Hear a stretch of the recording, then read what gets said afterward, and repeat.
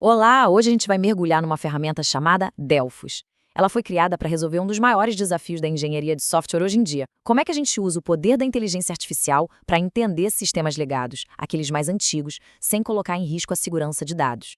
Pois é. E aqui que mora o dilema que tira o sono de muita empresa, né? De um lado, existe um potencial gigantesco dos modelos de linguagem, os LLMs, para modernizar sistemas, para extrair informações valiosas. Mas do outro, existe um medo, muito justo, de acabar vazando informações críticas no processo. Como é que a gente resolve essa equação? E essa imagem aqui, ela mostra bem esse cabo de guerra. A chance de usar IA para otimizar esquemas de banco de dados e descobrir insights é enorme. Mas o risco é na mesma proporção. Vazar a lógica do negócio, violar a LGPD. Pensa bem, só os nomes das tabelas e colunas já são um livro aberto sobre a empresa, e isso precisa ser protegido a qualquer custo. É para construir essa ponte, então, que surge o projeto Delphos. Ele se propõe a ser a solução segura para esse impasse. Mas afinal, o que é o Delphos na prática? Bom, é uma ferramenta que pega a planta do seu banco de dados, o que a gente chama de DDL, anonimiza tudo e aqui vem o pulo do gato. Ele valida cientificamente que esse processo foi seguro e não quebrou nada, liberando o esquema para ser analisado por um LLM sem medo. Os objetivos são bem diretos. Primeiro, uma anonimização radical que troca nomes como clientes por um código que ninguém entende, mas, e isso é crucial, mantém as conexões entre as tabelas. Segundo, e essa é a parte fundamental, a validação científica de que a estrutura continua a mesma. E por último, permitir a análise segura e depois traduzir os resultados de volta para o mundo real do negócio. Certo, mas como é que isso funciona na vida real? Como é que o Delphos pega algo que é um risco e transforma num ativo seguro? Bora ver esse pipeline em ação. O fluxo de trabalho é bem simples de entender. Tudo começa com o arquivo DDL original. A ferramenta Delphos roda em cima dele e gera duas coisas muito importantes. O DDL ofuscado, que é seguro para compartilhar, e um mapa de reversão, que é tipo a chave mestra do cofre. Com o DDL seguro em mãos, dá para conversar com o LLM e, no final, usar o mapa para decifrar o que ele disse. E olha só como fica na prática. É isso que o LLM vai enxergar.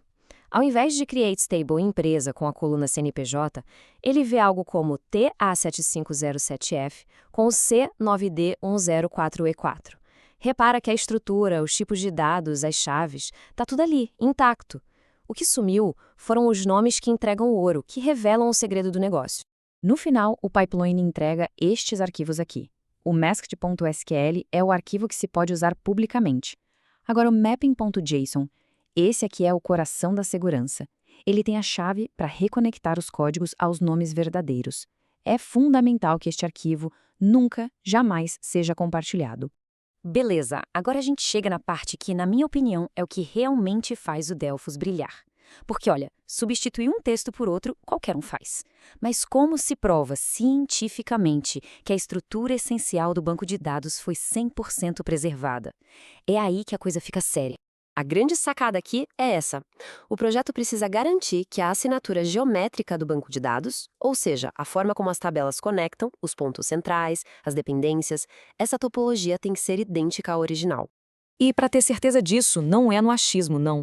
O Delphos roda uma bateria de experimentos científicos. Ele checa o isomorfismo para ver se a topologia está igual, mede a eficácia do mascaramento, confere se nenhuma tabela ou coluna foi perdida no caminho, avalia a performance e, muito importante, estima o risco de alguém conseguir quebrar a criptografia. E de todos esses testes, o de isomorfismo é o principal, é o coração da coisa.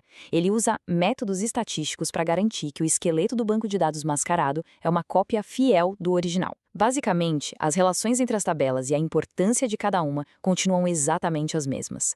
E não é qualquer resultado que passa, não. O critério é super rigoroso. A correlação de Pearson, que é esse R aí, precisa ser maior que 0,95. Isso, na prática, significa uma correspondência quase perfeita entre a estrutura original e a que foi mascarada. Só que o mais legal de um processo de validação rigoroso assim não é nem quando tudo dá certo. É quando alguma coisa falha. É nesse momento que a ferramenta mostra seu verdadeiro valor, porque ela passa a funcionar como um instrumento de diagnóstico. Dá uma olhada nesse relatório, que é de um caso real. É muito interessante. 4 dos 5 testes passaram voando, com notas máximas. O isomorfismo, por exemplo, teve correlação perfeita de 1,0. Mas olha ali, um deles falhou. Justamente a eficácia da máscara. Tá, mas o que essa falha quer dizer? Ganho de entropia negativo. Parece complicado, mas a ideia é simples. Isso significa que, por incrível que pareça, os nomes aleatórios gerados pela ferramenta eram menos complexos e mais previsíveis do que os nomes originais criados por pessoas. E isso, claro, cria uma brecha de segurança. E é aqui que a gente vê o poder da validação. O relatório não só aponta o dedo para o problema, ele também mostra a causa mais provável. O código gerado era muito curto. E já vem com a solução: aumentar o tamanho do código ou usar um modo que garanta mais aleatoriedade. Ou seja, o Delphos não só achou o problema, ele ajudou a consertar. Ok, então, depois de todo esse processo, com o DDL seguro, validado cientificamente, chegou a hora de colocar a mão na massa e extrair valor de verdade. Aqui tem um exemplo perfeito de como usar isso. Dá para chegar para o LLM e pedir para ele agir como um arquiteto de dados, por exemplo. Analisar o esquema ofuscado e identificar os pontos mais complexos do sistema. Uma pergunta super estratégica feita de um jeito totalmente seguro.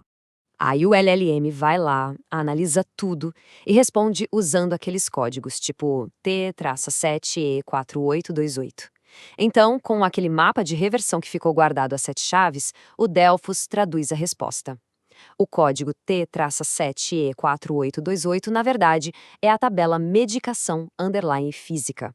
O insight que era abstrato vira inteligência de negócio, algo que pode ser usado na prática. E tudo isso nos leva a uma reflexão final, né? Ferramentas como o Delphos resolvem de uma forma muito elegante e rigorosa o problema da segurança e da conformidade. Com essa barreira superada, fica a pergunta no ar: qual será a próxima grande fronteira, o próximo gargalo que a inteligência artificial vai nos ajudar a quebrar na engenharia de software?